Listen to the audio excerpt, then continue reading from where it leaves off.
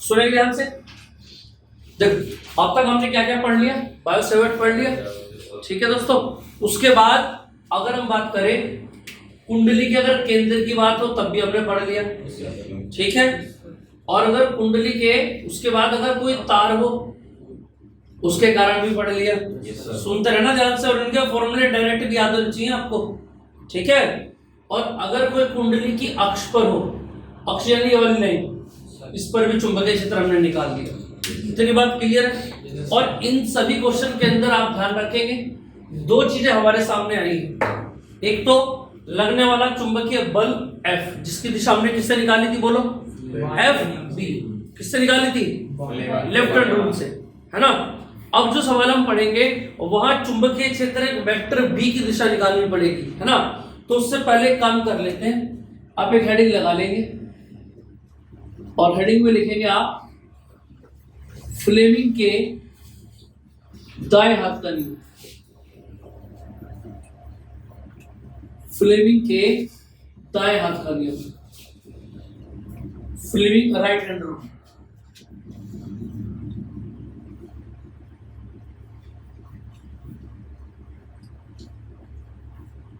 अभी होता क्या देखेंगे जरा सामने, सामने देखेंगे आप ध्यान से।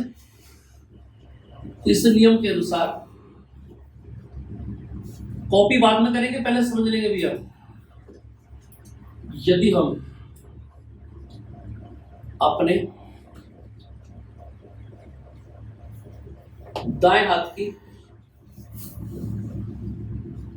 सभी अंगुलियों तथा अंगूठे को परस्पर एक दूसरे के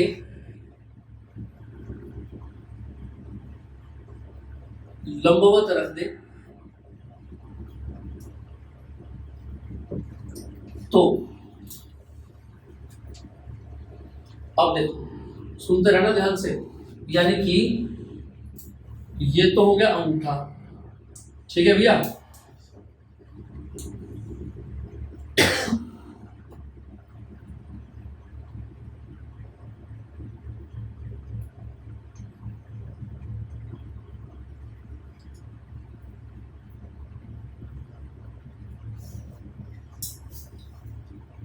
ये दिखा ना सभी को, चार पांच हो गए ना, ठीक है।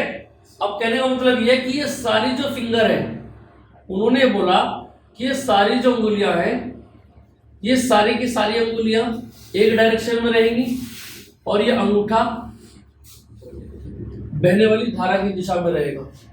समझ में आई बात। और अंगुलियां किस साइड करनी है, सुनो ध्यान से।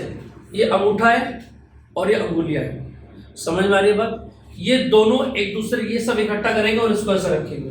कितने का एंगल बनेगा बीच में, 90 डिग्री का। अब उन्होंने बोला कि इस अंगूठे को आप उस दिशा में करेंगे जिस दिशा में धारा बह रही है। समझ में आई बात। यानी क्या लिखा हमने, इस नियम के अनुसार यदि हम अपने दाएं हाथ की सभी उंगली तथा अंगूठे को परस्पर एक दूसरे के लंबवत रख दें, इसमें से लिखो तथा ऐसे लिखो, जबकि अंगूठा धारा की दिशा में, अंगूठा धारा की दिशा में हो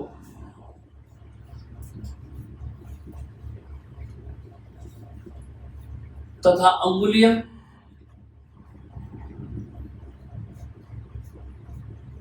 उस बिंदु की ओर हो, इस बात को ध्यान से समझेंगे आप लोग, उस बिंदु की ओर हो जहां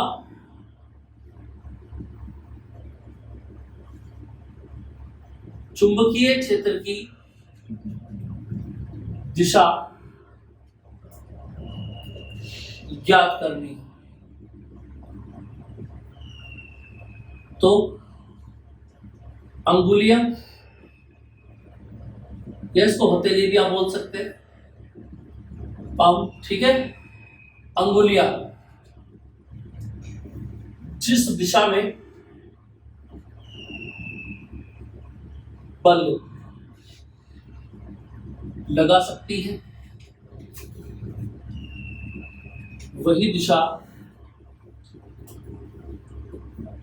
वेक्टर बी की दिशा होगी।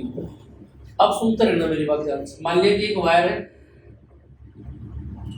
और वायर का नाम हो गया ए बी।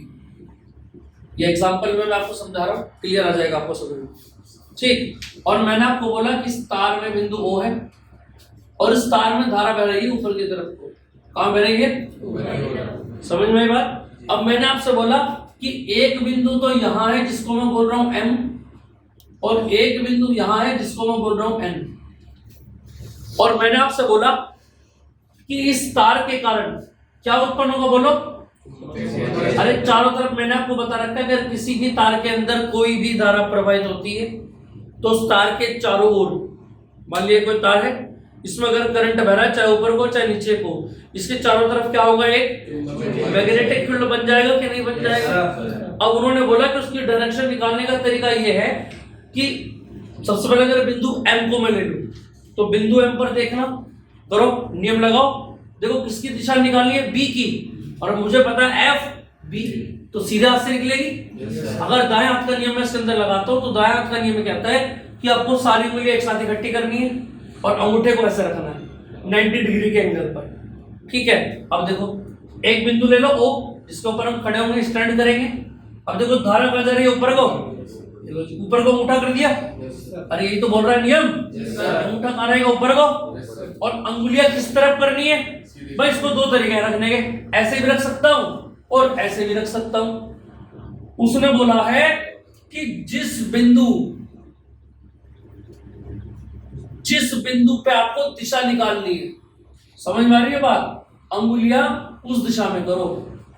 मैंने कहा बिंदु M पे दिशा निकालनी है, तो आप क्या बोलोगे, ऐसे नहीं भाई ऐसे कर लो, क्योंकि जिस तरफ दिशा निकालनी है, जिस बिंदु पर दिशा निकालनी है उस तरफ ये आप अपनी फिंगर्स करेंगे।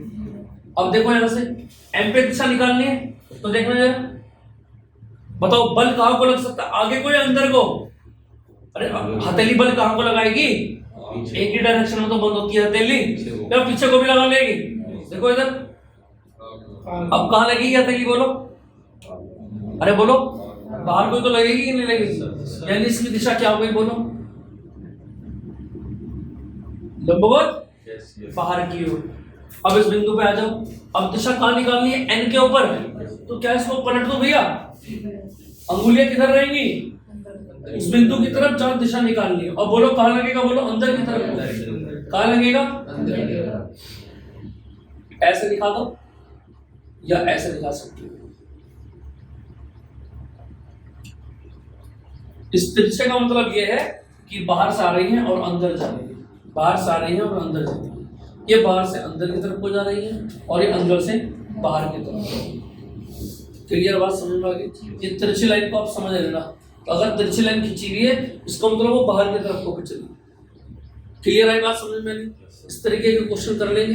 अब जहां पर भी आपको वेक्टर बी की डायरेक्शन निकालनी होगी और वहां आप कौन सा फॉर्मूला लगाएंगे, सीधे हाथ का नियम। एक बार फिर दोबारा सुन लो, फ्लेमिंग के राइट हैंड रूल की अगर मैं बात करूं दाएं हाथ के नियम की, तो मैंने आपको बता रखा है दाएं हाथ के नियम से आप बी की दिशा निकालेंगे। और तरीका बहुत सिंपल है, आपको सारी उंगलियां एक साइड करनी है और अंगूठा एक साइड में करना है। अंगूठा किस दिशा में रहेगा, जिस दिशा में धारा बह रही हो, और अंगुलियां किस डायरेक्शन में रहेंगी, जिस तरफ आपको बी की दिशा ज्ञात करनी हो। अगर आपको एम की तरफ को ज्ञात करनी है तो ऐसे रखेंगे, अगर एन की तरफ को ज्ञात करनी है तो ऐसे। क्लियर है बात समझ? इतनी बात क्लियर? इसको जल्दी से लिखो जरा, पहले इसको लिखो फिर इस डायग्राम को बनाना और फिर इसको भी आप बना सकते हो, ठीक है। इसे देख के और आपको याद है जल्दी लिखिए। अब आगे के डेरिवेशन में यही यूज करेंगे हर जगह।